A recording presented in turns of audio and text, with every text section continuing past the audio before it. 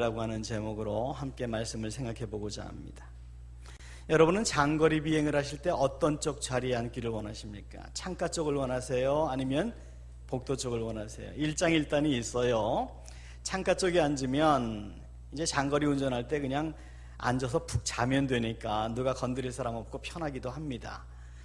그 대신에 이제 화장실 급해서 나가야 될 때는 옆에 사람에게 민폐를 끼쳐야 되니까 그게 부담스러워서 화장실 한 번 가는 것도 쉽지 않은 그런 단점이 있습니다.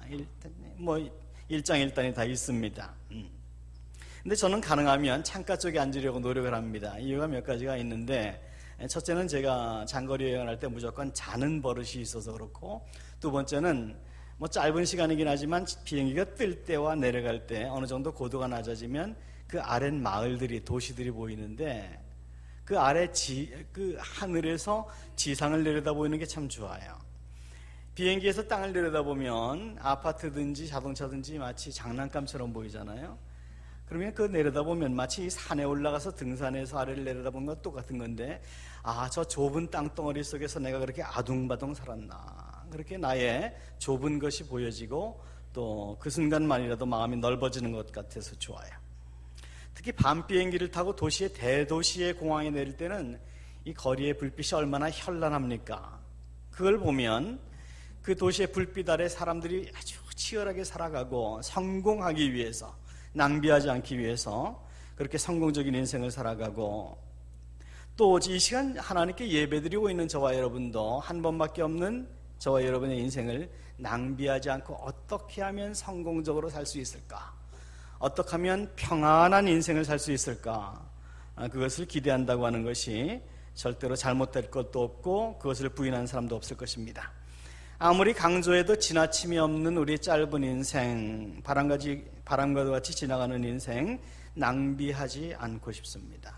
정말 성공적으로 살고 싶습니다. 그래서 우리는 수시로 우리 자신에게 물어보아야 합니다. 지금 내가 지금 모습으로 살아도, 지금 모습으로 살다가 하나님을 만나도 내가 부끄러움이 없을 것인가?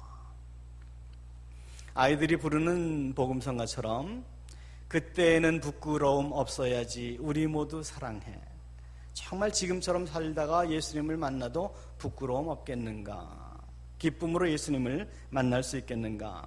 한 2주 됐나요? 미국의 대통령을 지냈던 지미 카터 대통령, 이제 암이 걸렸었는데 그것이 뇌에까지 전이가 되었다라고 인터뷰를 했습니다. 그래서 자기의 이제 남아있는 시간은 전혀 예측할 수 없다라고 인터뷰를 하면서, 그러나 자기는 후회 없는 인생을 살았다. 지금 하나님께서 부르셔도 전혀 부끄럽지 않은 준비되어 있는 인생을 살았다라고 이제 그렇게 고백하는 인터뷰를 보았습니다. 여러분은 어떠십니까? 정말 준비된 인생을 살고 계십니까? 하나님 앞에서 정말 주님께서 지금 부르셔도 전혀 후회 없는 인생을 살고 계십니까? 아쉬움은 남겠죠. 그러나 아쉬움과 후회는 별개의 문제입니다. 아쉬움은 누구에게나 남겠으나 후회가 남아서는 안 되는 인생을 살아야, 그래야 성공적인 인생이라고 할 것입니다. 그런데 그렇게 성공적인 인생을 소원하기에 앞서서 선행되어야 될 것이 있는데, 그것은 우리가 무엇을 성공적인 인생이라고 정의할 것이냐, 무엇을 잘 사는 인생이라고 정의할 것이냐라고 하는 점입니다. 돈이든 시험 성적이든 체중 관리든 아니면 인생이든 정확한 목표를, 기준을 잡고 있지 않으면 첫째는 우리가 표류하게 될 것이고, 둘째는 절대로 만족할 수가 없습니다. 왜냐하면 무엇이 성공적인 인생이라는 것에 대한 기준이, 정의가 없으면 그것을 잡아도 잡은 줄 모르게 될 것이기 때문에 성공적인 인생이 무엇이다라고 하는 선명한 정의를 가지고 있어야만 합니다. 자, 그러면 하나님을 믿는 저와 여러분이 성공적인 인생으로 정의해야 될 것은 무엇입니까? 우리는 이솝 우화에 나오는 여우와 사과나무 이야기를 잘 압니다. 여우가 사과가 먹고 싶었습니다. 그런데 나무를 올라갈 수가 없습니다. 그래서 사과나무 밑에서 사과가 떨어지기를 기다리는데 며칠을 기다려도 사과가 떨어지질 않습니다. 그래서 여우가 사과 먹기를 포기하고 돌아서면서 하는 말이 있었습니다. 저 사과는 분명히 실 거야. 여러분, 기독교 신앙은 우리가 성취할 수 없는 것들을 대체하기 위한 대안이 아니라 우리 인생의 핵심이며 본질입니다. 저와 여러분이 내가 이 세상에서 이룰 수 없는 것들 때문에, 그것을 포기하기 때문에 할 수 없이 대안책으로 신앙을, 어떤 심리적인 만족이나 어떤 그런 것으로 여기고 있는 것이 아니라는 것입니다. 예수를 믿는 것이 복음의 핵심이며, 복음의 핵심이 구원이며, 구원의 핵심이 하나님 나라이며, 하나님 나라의 핵심이 지금 이 땅에서 내가 사는 이 모습입니다. 이 땅에서 짧게 지나가는 이 인생을 통해서 우리가 하나님 나라를 어떻게 살 것인지가 결정되기 때문입니다.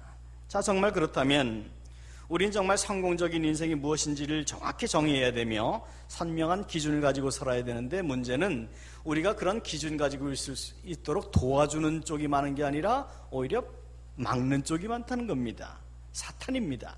지난 금요일에 말씀드렸던 것처럼 사탄은 별명이 성경에서 있는데 거짓의 아비입니다.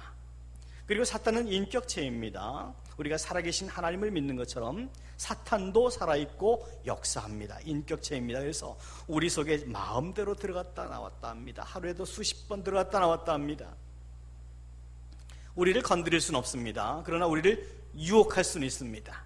사람은 가만두면 물이 위에서 아래로 흐르는 것이 자연현상이듯이 사람은 가만두면 하나님과 반대쪽으로 갈 수밖에 없습니다.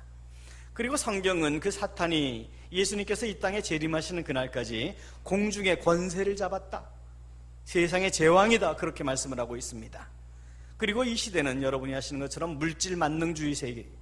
그러면 물질 만능주의 사회 속에서 이 세상의 권세를 잡은 사탄, 이 연계성이 무엇입니까? 사탄은 지금 물질을 통해서, 돈을 통해서 지금 이 세상을 지배하고 있고, 이 세상을 지배하고 있는 돈을 통해서 우리를 유혹하고 있다는 것을 우리가 쉽게 짐작을 해볼 수가 있습니다. 사탄은 그 돈을 미끼로 우리를 가운데 두고 한쪽에서는 사탄이 끌어당기고 다른 한쪽에서는 하나님께서 끌어당깁니다. 한쪽은 멸망의 길이고 거짓의 아비이니까 한쪽은 영원한 생명의 축복의 길입니다. 그런데 우리가 어느 쪽으로 끌려갈까요? 사탄이 끄는 쪽으로 끌려갈까요?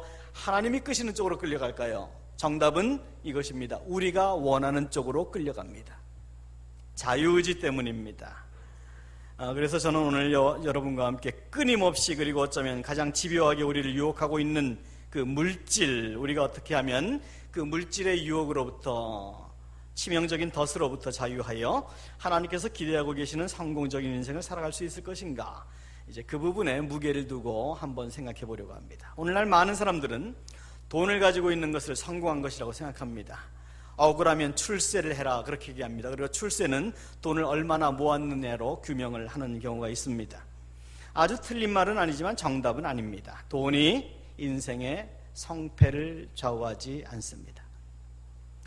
제가 다니던 신학교가 샌프란시스코에서 그 금문교 건너편에 있는데 미국에서 세 번째 가는 부자 동네입니다. LA의 비버리 힐즈 정도로 생각하시면 됩니다. 언젠가 마켓을 갔다 오는데 그 동네가 원래 조용하고 백인들 흑인은 거의 없습니다. 동양인도 거의 없습니다. 한두 명, 신학생들 빼고는 거의 없어요. 근데 조용한 동네에 갑자기 경찰차와 소방차가 몰려 있는 거예요. 학교 들어가는 골목에. 그런 일이 거의 없었는데 제가 거기서 6년 살았거든요. 무슨 일인가 가봤더니 그 나무 위에 고양이 한 마리가 올라갔어요. 근데 그 고양이 내려오게 하겠다고 경찰차가 차량 통제하고 고가 사다리 차가 와가지고 고양이 내려오게 하겠다고. 참 그 한국에서 보기 힘든 모습을 보았습니다. 근데 그 정도가 아니에요. 저희가 살던 기숙사에서 강의동까지 걸어 다녀야 되는데 언덕이 있어서 좀 이렇게 자전거를 사면 운동이 되겠다. 캠퍼스가 꽤 넓었습니다. 그래서 자전거를 하나 샀습니다. 그래서 타고 다녔는데 어느 날 학교에 갔다가 자전거 안 타고 갔다 왔더니 집 앞에 그냥 묶어두지도 않죠. 그냥 세워두죠. 세워뒀던 기숙사 앞에 세워둔 자전거가 없어진 겁니다. 그래서 며칠 전에 그 고양이 나무에 올라갔다고 신고한 사람이 기억나서 저도 경찰에다 신고를 했습니다. 자전거 잊어버렸다고. 그거 찾을 생각으로 신고한 건 아닙니다. 그리고 캠퍼스를 다 둘러봤는데 보이질 않아요. 그러니까 학생들이 가져간 거 같지 않고 누가 학교에 그냥 문이 없으니까 아무나 들어올 수 있으니까 와서 가져간 것 같아요. 그러니까 어떻게 찾겠어요? 기대도 안 했습니다. 그렇지만 한번 장난 삼아서 전화를 해봤습니다. 근데 그 다음 날 경찰 2명이 왔는데 제 자전거를 진짜 가지고 온 거예요. 그래서 이거 네 거 맞냐? 그래. 제 거예요. 분명히. 맞다 그랬습니다. 어떻게 찾았냐? 그랬더니 제가 자전거 분실 신고를 한 그 시점과 비슷한 시간에 다른 학생 하나도 자전거를 잃어버렸다고 경찰에 신고를 한 거예요. 아마 그 학생도 고양이 사건을 본 것 같아요. 그래가지고 그 신고를 두 건 받고 나서 경찰이 헬리콥터를 띄웠습니다. 그래가지고 그 지역을 순찰하다가 헬리콥터에서 픽업 트럭에다가 자전거를 싣고 가는 어떤 사람을 봐서 지상 요원과 연결을 해서 알아봤더니 정말 신학교에서 훔친 자전거였습니다. 그래서 그걸 찾아다 준 거예요. 그 부자 동네니까 가능하지 미국이라고 다 가능한 건 아닙니다. 그때가 지금으로부터 한 20년이 넘었는데 그 당시에 신학교의 아래쪽에 있는 집값이 그 당시에 한 채에 250만 불이었습니다. 평균. 우리 돈으로 한 25억 원 정도 됩니다. 설교를 준비하면서 최근 집값이 얼마 되나 realtors.com을 찾아봤더니 그 2배 이상이 되었습니다. 한 50억 원 이상이 되는 겁니다. 여러분, 그 한국의 물가지수와 미국의 물가지수가 다르지요. 그래서 한국에서는 50억 원, 뭐 작은 돈은 아니지만 50억 원짜리 집이다. 그러면 어디입니까? 대치동에 있는 무슨 커다란 무슨 삼성타운인가 뭔가 그게 한 50억 원 된다고 한국에서 제일 비싸다 그러더군요. 그런데 미국에서 50억 원의 주택 가치는 그건 대단한 겁니다. 저택입니다, 저택. 하여튼 그 동네가 그렇게 잘 사는 동네예요. 저희 큰아이가 거기서 초등학교를 마쳤는데 부자 동네이다 보니까 아이들 파티를 많이 합니다. 그래서 저희 아이들이 이제 그 파티에 친구 집에 갔다 오면 항상 입이 이만큼 벌어집니다. 아빠, 그 집 정말 잘 살아. 집에 실내에 풀장도 있고 집에 테니스장도 있어. 아빠는 램보기니 타고 다니고 엄마는 머세디스 타고 다녀. 애들 눈에는 큰 집 살고 비싼 차 타고 다니는 것이 잘 사는 것으로 보이는 거예요. 당연해요. 애들이니까. 그런데 문제는 우리가 그것을 잘 사는 것으로 보고 부러워하는 것은 문제가 있어요. 우린 어른이니까. 돈 많은 것은 부자로 사는 것이지 반드시 잘 산다는 것을 의미하지는 않습니다. 오히려 부자 중에는 잘 살지 못하는 부자가 더 많습니다. 그래서 부자로 살다는 것과 잘 산다고 하는 것은 별개로 생각해야 됩니다. 인생을 성공적으로 산다고 하는 것을 돈과 연결해서만 생각하면 우리는 인생을 낭비하기 쉽습니다. 미국의 역대 재벌 중에 강철 산업으로 큰 돈을 번 사람이 있습니다. 카네기라고 하는 사람입니다. 아주 의미 있는 말을 남겼습니다. 부자에게는 웃을 일이 별로 없다 그랬습니다. 부자에게는 웃을 일이 별로 없다. 그래도 솔직하게 저와 여러분은 모두 부자 되고 싶습니다. 안 웃어도 좋다. 부자만 되게 해다오. 제가 앞서 제가 다녔던 신학교 동네가 굉장히 부자 동네라고 말씀드렸는데요. 작년에 세상을 떠난 로빈 윌리엄스라고 하는 미국 영화 배우가 있습니다. 코미디언이기도 한데 아주 굉장히 유명한 배우고 미국인들이 가장 사랑했던 배우였습니다. 근데 로빈 윌리엄스가 작년에 스스로 목숨을 끊었어요. 그런데 그 신학교 교정에서 벤치에 앉아서 이렇게 내려다보면 샌프란시스코 베이가 보이는데 그 바로 밑에, 신학교 바로 밑에 로빈 윌리엄스의 집이 있었습니다. 굉장히 큰 집이에요. 그런데 어저께 저녁에 동아일보 판을 인터넷을 봤더니 로빈 윌리엄스 이름이 떴어요. 무슨 내용인가 열어봤더니 로빈 윌리엄스가 모아둔 어떤 수집품들이 골동품이나 이런 것들이 있는데 그것이 재산 가치가 수십억 원에서 수백억 원이 된답니다. 근데 그걸 가지고 재산 분배 어떻게 할 건가? 로빈 윌리엄스의 아내와 자식들이 서로 쌍방 고소를 한 거예요. 법정에다가. 이건 자기 거다. 아니다. 이건 내가 가져야 된다. 그 재산 분할 문제로 엄마와 자식들이 법정 소송을 하고 있다라는 부분을 어저께 저녁에 인터넷에서 보았습니다. 얼마나 불행한 것인가. 행복하지 않습니다. 성공적인 인생이라고 할 수 없습니다. 불행한 일입니다. 여러분, 돈이 있으면 분명히 세상을 좀 더 편하게 살 수 있고 언제 살지 모르는 차 타고 다니는 것보다는 좋은 차, 새 차 타고 다니는 것이 편안합니다. 허름하고 낡은 집에 사는 것보다는 새로 지은 큰 집에 사는 것이 편안하고 잠도 잘 올 것입니다. 그런데 편안함과 평안함은 근본적으로 다른 것입니다. 돈으로 좋은 집을 살 수는 있어도 행복한 가정을 살 수 없다고 하는 것은 물질적으로 풍요로운 나라에서의 이혼율이 가난한 나라에서의 이혼율과는 비교가 되지 않게 높다는 것을 생각해 보면 우리가 쉽게 알 수가 있습니다. 근본적으로 돈은 우리에게 평안을 가져다 주지는 못합니다. 1970년대에, 정확히는 1971년대에요. 이 새마을 운동이 한국에서 일어나지 않았습니까? 그때에 한국의 국민 1인당 연간 소득이 255불이었습니다. 우리 돈으로 한 30만 원 정도 됩니다. 믿어지지 않죠? 불과 40년 전 일인데요. 그 당시에 1인당 1년 소득이 30만 원 정도밖에 안 됐습니다. 지금도 기억나고 아마 여러분들이 기억하시겠지만 그 당시만 되면 무슨 대북 방송하는 것처럼 동네 골목마다 스피커에서 아침에 노래 나왔습니다. 2개 나왔습니다. 첫 번째는 새 아침이 밝았네, 뭐더라? 네.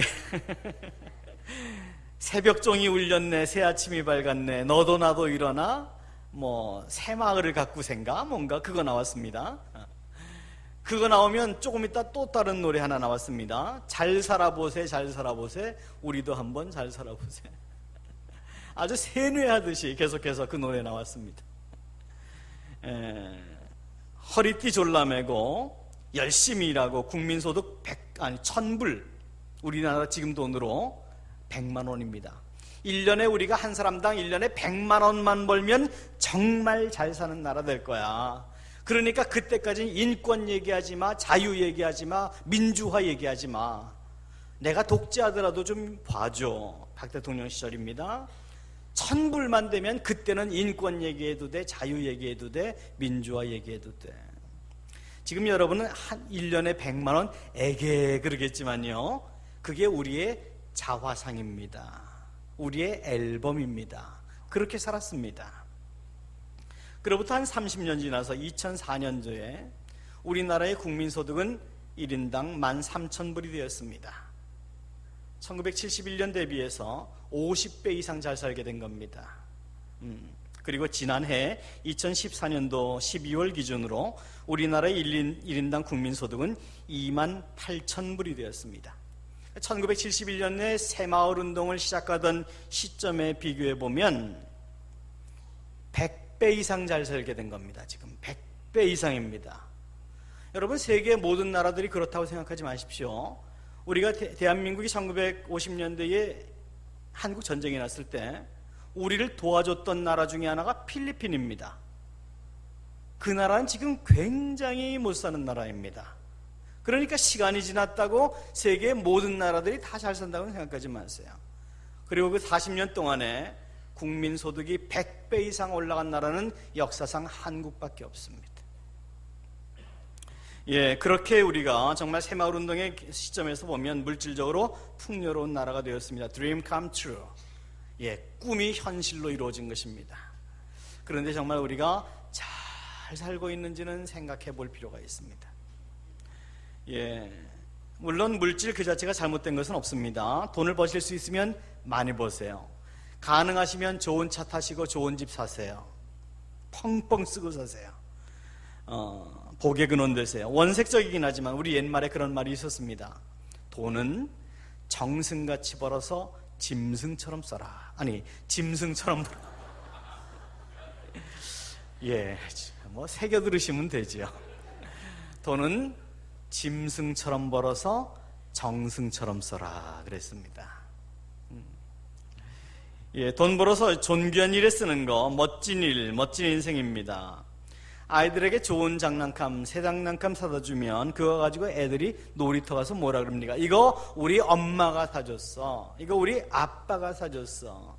하나님이 여러분에게 주신 물질적인 축복, 건강의 축복, 이런저런 축복으로 하나님 자랑하십시오. 이거 우리 하나님이 주셨어. 하나님 높이십시오. 그러나 적어도 물질이 여러분 인생의 목적이 되어서도 안 되고 자랑이 되어서도 안 됩니다. 오직 하나님만이 우리 인생의 목적이 되어야 하고 자랑이 되는 인생, 그 인생을 하나님은 복되다 하시고 성공적인 인생이라고 하시고 축복하십니다.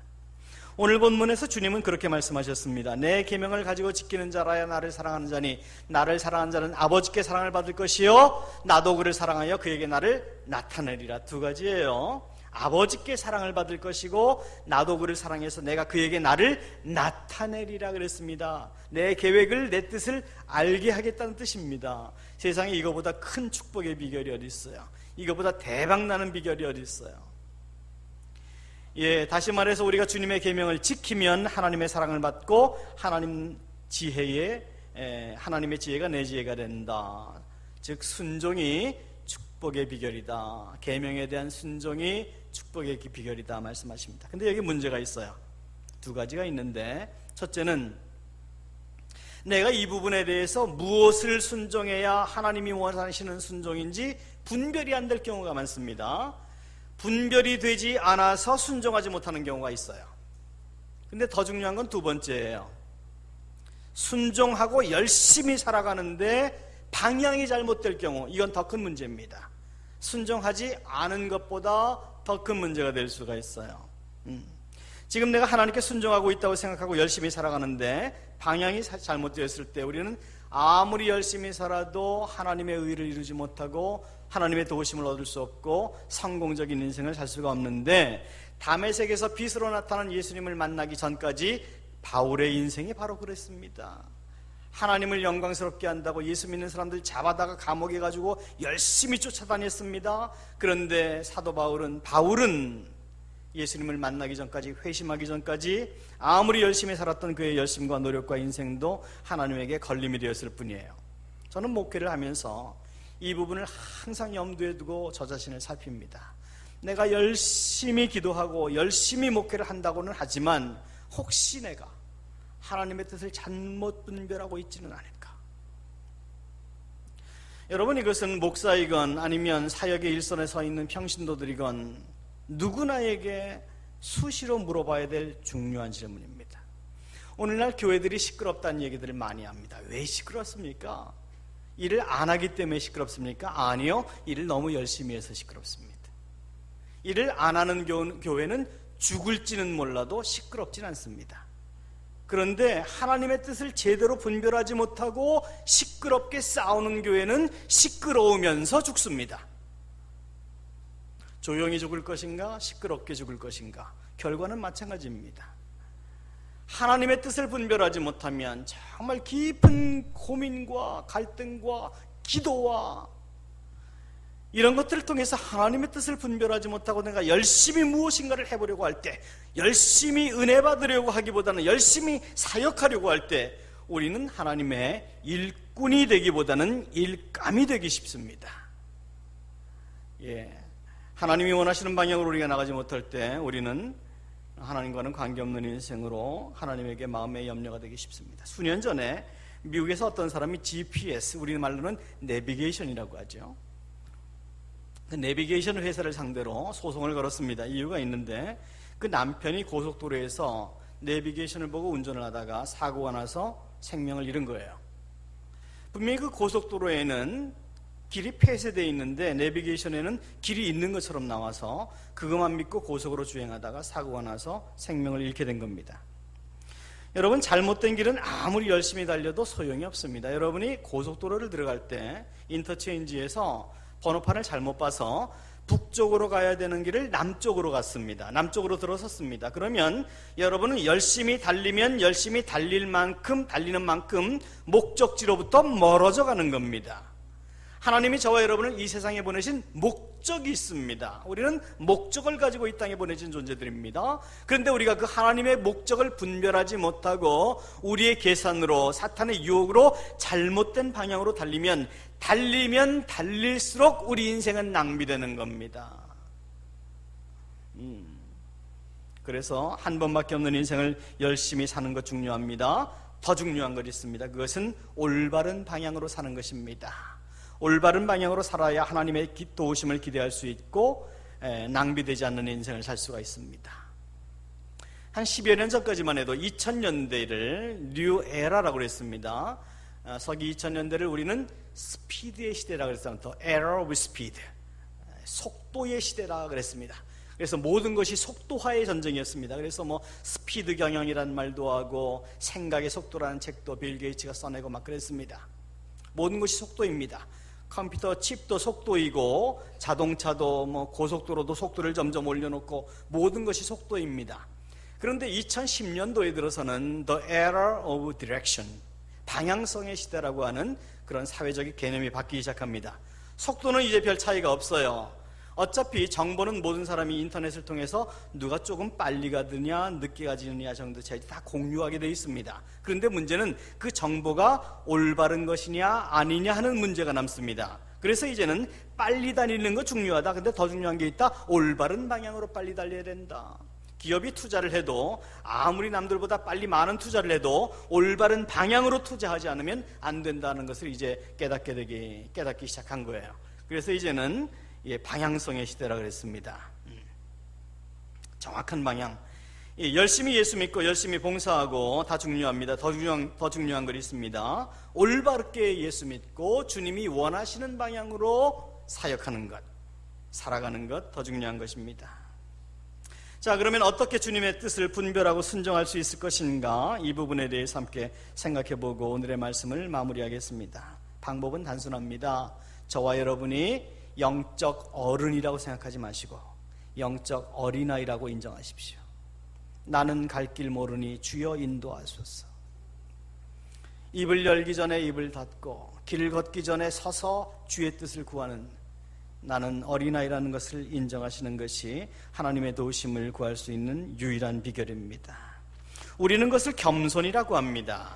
성경은 이 부분을 수도 없이 저와 여러분에게 강조하고 있습니다. 예수님은 너희가 이 어린아이와 같지 아니하면 결코 하나님 나라에 들어갈 수 없다 말씀하셨고, 사도 바울은 고린도 교인들에게 선줄로 생각하는 자는 넘어질까 조심하라 경고하였습니다.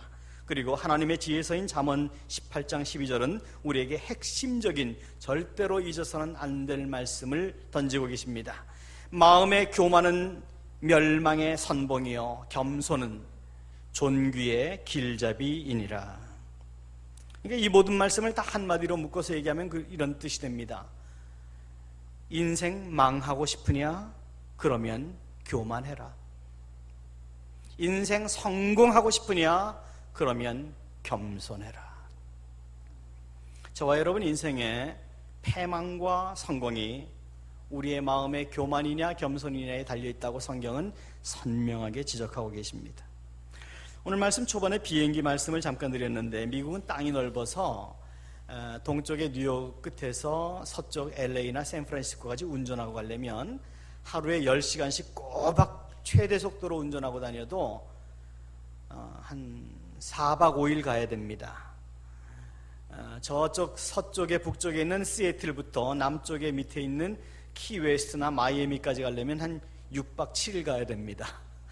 하루에 10시간 이상씩 운전해서. 그러니까 굉장히 넓은 땅이라서 작은 동네들에도 다 작은 동네 비행장들이 있습니다.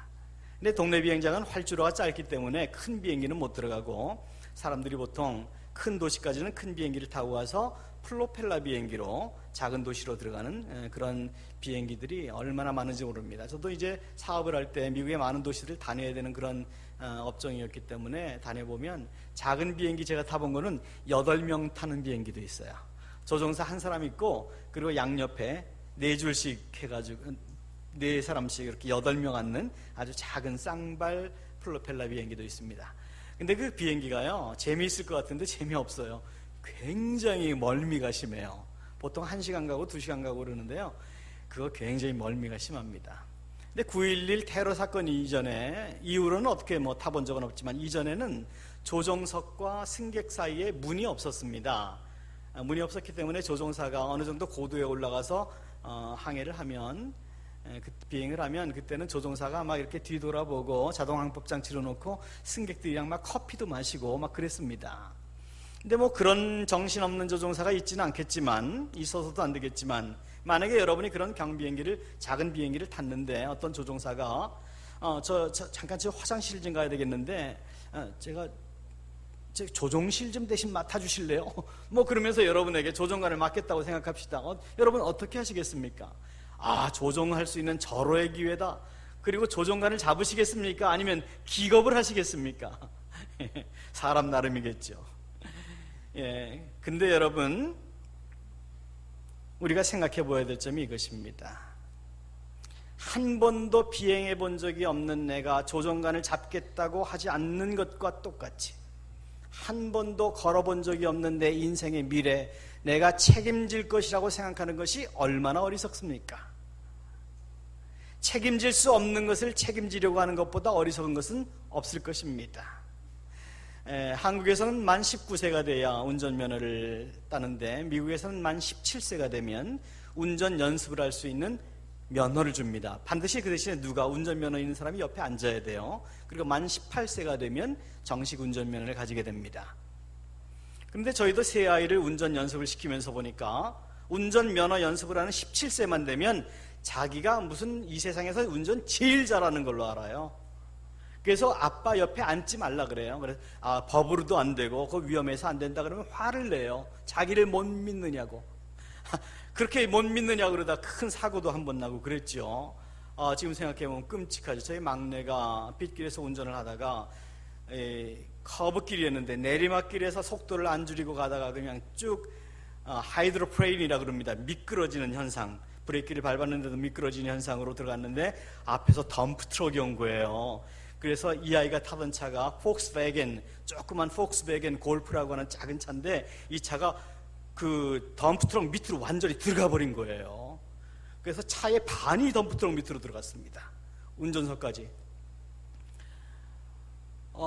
제가 전화를 받고 달려갔는데 저는 아예 죽은 줄 알았어요. 차는 완전히 덤프트럭 밑으로 들어가 있고 절반이 들어가 있고 아이는 나와가지고 뭐 풍붕 다 묶어가지고 구급차에서 와서 길가에다 누워놨는데 전 죽은 줄 알았어요. 근데 나중에 보니까 멀쩡하더라고요. 어디 정말 상처 하나 없었습니다. 상처 하나. 그러니까 이게 덤프트럭이 높으니까 그리고 폭스베겐 차가 얕고 작으니까 가운데로 그냥 쏙 들어가 버린 거예요. 저는 그것을 기적이라고 하고 아이는 그것을 운이 좋다라고 얘기합니다. 그 후로는 자기가 운전 잘한다는 얘기 안 해요. 그런데 여러분, 아이들이 운전을 미숙하면서도 운전 잘한다고 하는 이유가 무엇입니까? 그렇게 생각하는 이유가 무엇입니까? 미숙하기 때문입니다. 우리가 영적으로 성숙하면 우리가 우리 자신을 책임질 수 없다는 것을 인정합니다. 그런데 영적으로 미숙하면 우리가 우리를 책임질 수 있을 것으로 생각하기 때문에 하나님에게 의지하지 않습니다. 기도하지 않습니다. 은혜를 사모하지 않습니다. 따라서 성공적인 인생의 비결이 무엇입니까? 내 인생 내가 책임질 수 없다는 걸 인정하고 오직 하나님께서 내 대신 싸워주셔야만 가능하다는 것을 인정하고 순교적 차원으로 지금 내게 주신 말씀에 순종의 길을 걸어가는 것입니다. 그리할 때 주님은 우리가 보지 못하는 것을 보게 하시고 감당할 수 없는 일을 감당할 수 있는 능력을 주십니다. 창세기 28장을 보면 형 에서를 피해서 도망가던 야곱이 광야에서 돌베개를 베고자 하는데 하나님의 사다리가 땅에서 하늘까지 놓인 것을 보게 되고 하나님의 영광을 보게 되는 장면이 나옵니다. 그때 하나님 영광을 보았을 때에 야곱이 그렇게 고백했습니다. 여호와께서 여기 계시거늘 내가 알지 못하였도다 그랬습니다. 여러분, 야곱이 발견한 하나님입니까? 하나님이 보여주신 하나님의 영광입니까? 하나님이 보여주신 하나님의 영광입니다. 임마누엘의 하나님, 지금 나와 계시는 함께 계시는 하나님을 우리가 발견하지 못하기에 염려하고 고민하고 내가 나 자신을 책임져 보려고 애를 쓰지만 내 계명을 가지고 지키는 자, 즉 예수님을 사랑하는 자에게는 하나님이 그를 사랑하여 하나님을 보여주실 것이다. 은혜를 보여주시고 외로운 인생처럼 보이는 내 인생이 절대로 외롭거나 주저앉을 만한 인생이 아니라는 것을 말씀하실 거다라는 것입니다. 열왕기하 6장을 보면 아람 왕이 이제 군대를 이끌고 엘리사 선지자를 죽이려고 찾아왔을 때의 장면이 기록되어 있습니다. 엘리사의 사환 게하시가 창밖을 내다보니까 아람 왕의 군대가 진치고 있는데 이건 도무지 빠져나갈 길이 보이지 않습니다. 그때 게하시가 엘리사에게 와서 탄식을 했습니다. 아, 주인이여, 내 주여, 내가 어찌하오리까. 그때 엘리사가 게하시의 눈을 열어주기를 하나님께 기도하고 게하시가 다시 창밖을 내다보니까 아람 왕의 군대는 그대로 있는데, 즉 상황은 변함이 없는데 그보다 비교될 수 없을 만큼 큰 하나님의 군대가 그들을 둘러싸고 있는 것을 보게 된 것입니다. 똑같은 상황입니다. 그런데 하나님이 그에게 눈을 열어주셨을 때에 그의 마음은 변하였습니다. 똑같은 상황일 수 있습니다.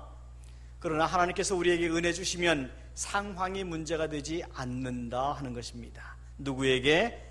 나의 계명을 가지고 지키는 자에게 나도 그에게 나를 나타내리라. 하나님의 뜻을, 하나님의 눈을 열어주신다는 것입니다. 따라서 무엇이 잘 사는 인생, 성공적인 인생입니까? 여러분이 무엇을 추구하며 오늘을 살아가야 될 것입니까? 자녀 교육입니까? 돈입니까? 취미생활입니까? 아니면 급히 처리해야 될 어떤 프로젝트가 있습니까? 동화에 나오는 이야기처럼 산신령이 나와서 갑자기 내 소원이 무엇이냐 물으면 여러분은 무엇을 여러분의 소원이라고 말씀하시겠습니까? 꿈에 솔로몬에게 나타나신 하나님이 내 소원이 무엇이냐 물으셨을 때에 솔로몬이 서슴지 않고 대답했습니다. 지혜와 지식을 주셔서 당신께서 내게 맡기신 이 백성을 재판하게 하옵소서. 지혜를 구한 것이 하나님의 마음을 기쁘시게 한 것이 아닙니다. 지혜를 구한 목적이, 동기가 무엇인지가 하나님의 마음을 기쁘시게 했습니다. 지혜를 주세요. 그러면 그 지혜 가지고 당신께서 내게 맡기신 이 백성을 지혜롭게 재판하겠습니다. 지혜가 누구를 위한 것입니까? 자기를 위한 것이 아니라 하나님 백성을 위한 것이다. 따라서 저와 여러분의 인생을 살아가면서 돈을 구합니다. 건강을 구합니다. 자녀들의 축복을 구합니다. 이런저런 것들을 요구합니다. 그런데 요구하기에 앞서서 이 요구가 무엇을 위한 요구인지를 선명하게 하십시오. 그러면 하나님은 여러분의 그 기도에 대해서 응답을 하십니다. 근데 그게 아세요? 저와 여러분이 요구하는 그 기도의 제목은요, 예수를 잘 믿으면 잘 믿을수록 기도 제목이 바뀝니다. 저와 여러분이 그리스도를 닮아가면 닮아갈수록 땅의 것을 구하기보다 하늘의 것을 구하게 됩니다. 사도 바울은 고린도전서 13장에서 이렇게 고백했습니다. 내가 어렸을 때는 말하는 것이 어린아이와 같고 깨닫는 것이 어린아이와 같고 생각하는 것이 어린아이와 같다가 장성한 사람이 되었은즉 어린아이의 일을 버렸노라 그랬습니다. 여러분이 구하고 있는 것은 어린아이의 것입니까? 장성한 어른의 것입니까? 땅의 것보다는 하늘의 복을 구하십시오. 그러면 둘 다 받습니다. 결국 어떻게 사는 것이 성공적 인생의 비결입니까? 예수 잘 믿는 것이 성공적 인생의 비결입니다. 예수 잘 믿는 것이 무엇입니까? 은혜를 절박하게 구하는 것이 성공적 인생의 비결이라는 말씀입니다. 다른 길이 없습니다. 모조품이 없습니다. 여러분, 모쪼록 속이는 자, 거짓의 아비, 사탄이 주는 모조품 행복, 모조품 인생의 축복에 속지 마시고 하나님 주시는 진정한 사랑과 축복으로 넘치는 저와 여러분의 남은 생애가 될 수 있기를 예수님의 이름으로 축원합니다.